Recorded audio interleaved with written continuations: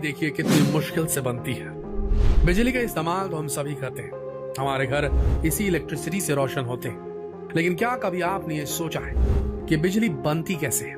इस बिजली को बनाने में किन किन मुश्किलों का सामना करना पड़ता है, और ये भी कि बिजली किन किन साधनों से बनाई जाती है? नहीं सोचा? तो आज हम आपको इस वीडियो में इन सभी सवालों के जवाब देंगे।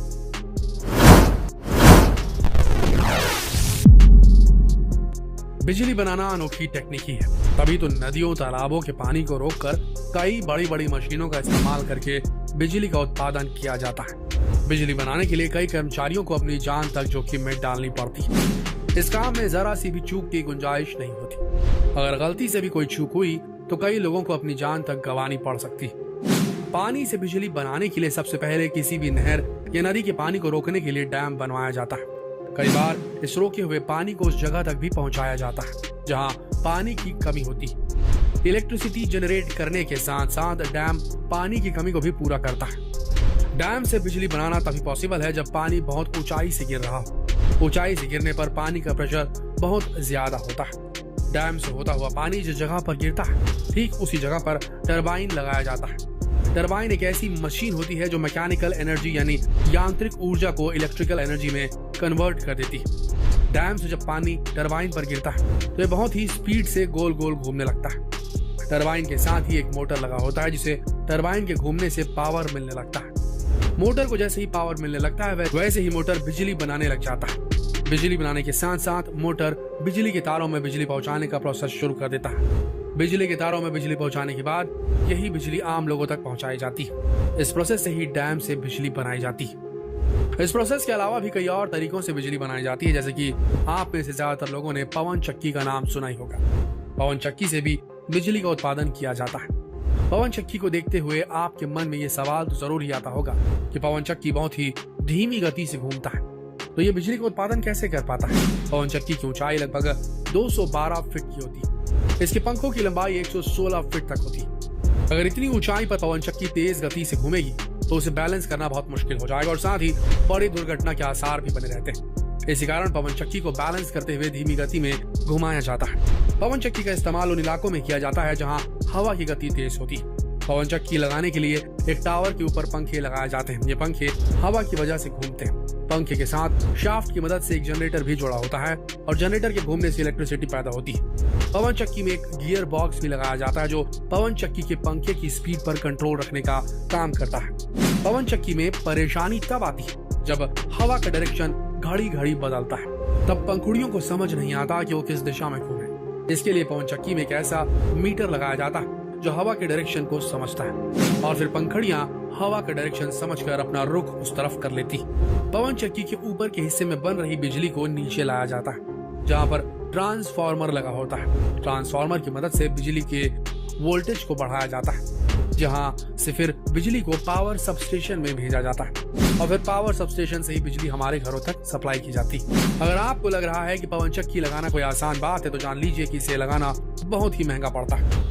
एक पवन चक्की लगाने में कम से कम 20 करोड़ का खर्च आता है। आपने पवन चक्की से बिजली कैसे बनाई जाती है ये तो जान ही लिया, तो अब आप ये भी जान लीजिए कि कोयले से बिजली बनाई जाती है। कोयले से भी बिजली बनाई जाती है। जी हाँ, कोयला भी बिजली बनाने के काम आता है। बिजली बनाने के लिए पत्थर वाले कोयले को इस्तेमाल में लिया जाता है। पत्थर वाले कोयले के लिए जमीन में गहरी खुदाई की जाती है। खुदाई से निकाले गए पत्थर वाले कोयले को बिजली घर ले जाया जाता है। इस बिजली घर के आसपास पानी की सुविधा के लिए नदी, झील या नहर का होना जरूरी होता है। पाइपलाइन की मदद से नदी या नहर के पानी को बिजली घर में पहुंचाया जाता है। इसके बाद कोयले की मदद से इस पानी को गर्म किया जाता है और गर्म पानी के भाप को एक बॉयलर में जमा किया जाता है। फिर इस भाप को टरबाइन के पास छोड़ा जाता है और भाप की ताकत से टरबाइन घूमनी शुरू हो जाती है और फिर टरबाइन के घूमने से बिजली का बनना शुरू हो जाता है। इसके बाद हम आपको डीजल पावर प्लांट के बारे में भी बता देते हैं। डीजल पावर प्लांट का इस्तेमाल उन जगहों पर किया जाता है जहाँ कोयले और पानी की मात्रा बेहद कम होती है।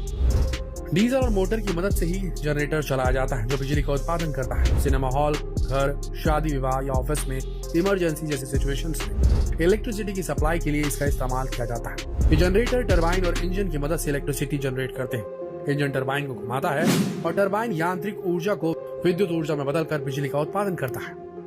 दोस्तों, आज एनर्जी के सोर्सेज धीरे धीरे खत्म होते जा रहे हैं। ऐसे में रिन्यूएबल सोर्स ऑफ एनर्जी के तौर पर हमारे सामने सबसे बेहतर ऑप्शन सोलर एनर्जी यानी सौर ऊर्जा, जिसकी मदद से भी आज बिजली का उत्पादन किया जा रहा है। सौर ऊर्जा प्लांट का इस्तेमाल उन क्षेत्रों में किया जाता है जहां पूरे साल सूरज की रोशनी पहुंचती है। सूरज की किरणों को बिजली में बदलने के लिए फोटोवोल्टिक सेल्स का इस्तेमाल होता है। इससे एक बैटरी जुड़ी होती है जिसमें बिजली जमा होती रहती है। सोलर फोटोवोल्टिक सेल्स से पैदा होने वाली बिजली डायरेक्ट करंट पैदा करती है, जिससे बिजली बनती है और फिर इस बिजली का इस्तेमाल किया जाता है।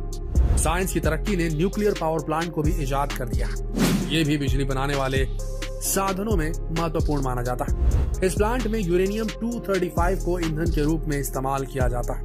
यूरेनियम के परमाणुओं को अलग अलग करने के लिए एटॉमिक रिएक्टर का इस्तेमाल होता है। इससे पैदा होने वाली ऊष्मा से भाप बनाई जाती है। इसी भाप से टरबाइन को घुमाया जाता है जिससे बिजली का उत्पादन होता है।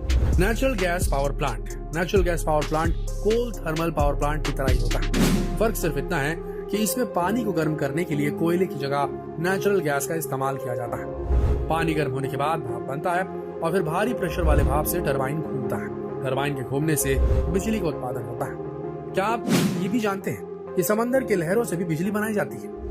तो अब ये भी देख लीजिए कि समंदर की लहरों से बिजली कैसे बनती है। समंदर के किनारे, दीवार या चट्टान में जनरेटर और टरबाइन लगाया जाता है। एक हौज भी बनाया जाता है जहाँ पर टरबाइन और जनरेटर लगे होते हैं।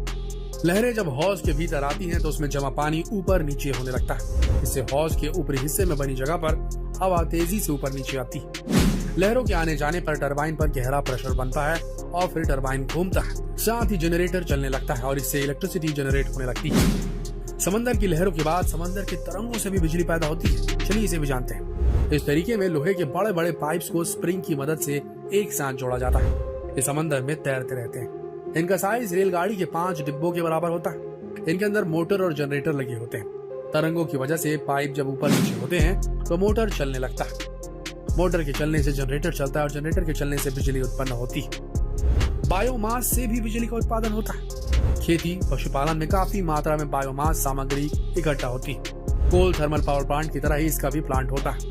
फर्क ये होता है कि यहाँ कोयले की जगह बायोमास को जलाया जाता है और पानी को गर्म किया जाता है। पानी गर्म होने से भाप बनती है और उससे टरबाइन घूमती है और फिर बिजली का उत्पादन होता है। जियो थर्मल पावर प्लांट के इस्तेमाल से बिजली बनाना भी देख लीजिए। दोस्तों, हम जैसे जैसे पृथ्वी की गहराई में जाते हैं धरती गर्म होती जाती है। फिर एक ऐसी जगह भी आती है जहाँ गर्मी की वजह से सारे पदार्थ पिघल जाते हैं जिसे लावा कहते हैं। धरती के अंदर मौजूद इसी ताप के इस्तेमाल से बिजली बनाई जाती है। इसके लिए जमीन पर कुछ कुएं खोदे जाते हैं। अंदर की गर्म पानी और उसके भाप का इस्तेमाल कर टरबाइन घुमाया जाता है और इससे बिजली बनाई जाती है।